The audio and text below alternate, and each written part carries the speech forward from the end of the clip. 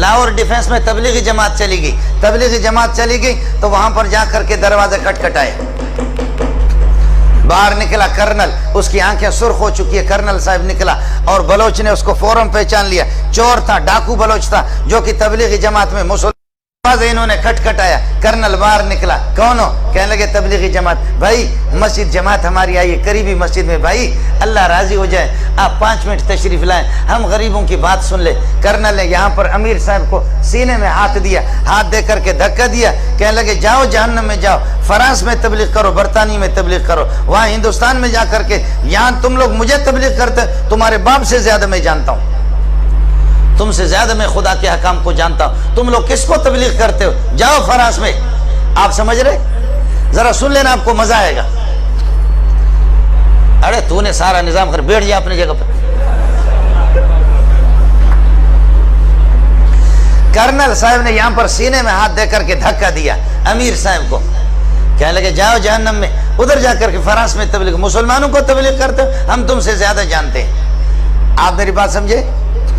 ہے بلوچ اٹھا آگے، کہا امیر صاحب ہم کو چھوڑو، امیر صاحب تم ہم کو چھوڑو۔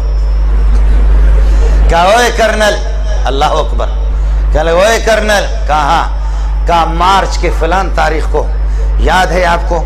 مارچ کے فلان تاریخ کو کراچی سے تو 2-3 گاڑیوں میں اپنے فوجیوں سمیت، تمہاری فیملی بھی تمہارے ساتھ ہے گاڑی میں، فوجی بھی 1-2 گاڑیاں آپ کے ساتھ تھیں، آپ کوئٹہ جا رہے تھے، خزدار سے جب آپ گزرے، فلان پہاڑ پر جب آپ گزرے، آپ کو یاد ہے کہ دائیں بائیں طرف پہاڑوں پر مورچوں پر لوگ بیٹھے ہوئے تھے، اور وہاں کچھ کوئی نقاب پوش، اڑے کوئی نقاب پوش تھا، اڑے تم کو یاد ہے ایسا کوئی نقاب پوش تھا؟ اڑے تم کو یاد ہے کوئی ایسا نقاب پوش تھا؟ اور جب اس نے تم لوگوں کو آواز دی، تمہارے فوجیوں کو کہا، درمیان راستے پر انہوں نے یہ ایک پتھر رکھ کر کے روڈ بلاک کیا تھا، خبردار نہیں گزرنا، فوجیوں کو کہا فوراً ہتھیار ڈالو ورنہ ہمارے بندے بیٹھے ہوئے وہاں پر گولیوں سے تمہیں چھلنی کر دیں گے۔ تمہیں یاد ہے کہ نہیں ہے؟ تمہارے ساتھ 4-5 فوجی تھے، انہوں نے ہتھیار ڈال دیا اور آ کر اڑے، ہم نے تم سے کہا تم موبائل نکالے گا، تم موبائل نکالے گا، تم یہ ہے کہ پیسہ نکالے گا، تم نے تھوڑا سا اڑے گڑبڑ کیا، تمہارے منہ پہ ایک آدمی نے تھپڑ مارا نہیں مارا؟ کہنے لگے کرنل حیران ہے کہ یہ ظالم کا بچہ ایک چیز بتا رہا، ایک چیز بتا رہا۔ کہنے لگے اڑے تمہارے منہ پہ کوئی تھپڑ مارا نہیں مارا؟ کہتے مارا، کہتے اڑے وہ ہم تھا، اڑے وہ ہم تھا۔ آپ سمجھ رہے؟ وہ کہتا کہ کیا بھئی؟ اڑے وہ ہم تھا، اس وقت تو بدماش تھا، تجھ سے بڑا بدماش میں تھا، تیری جرت میں نے دیکھی، تو قسم اٹھا، تیرے آنسو آ رہے تھے نہیں آ رہے تھے؟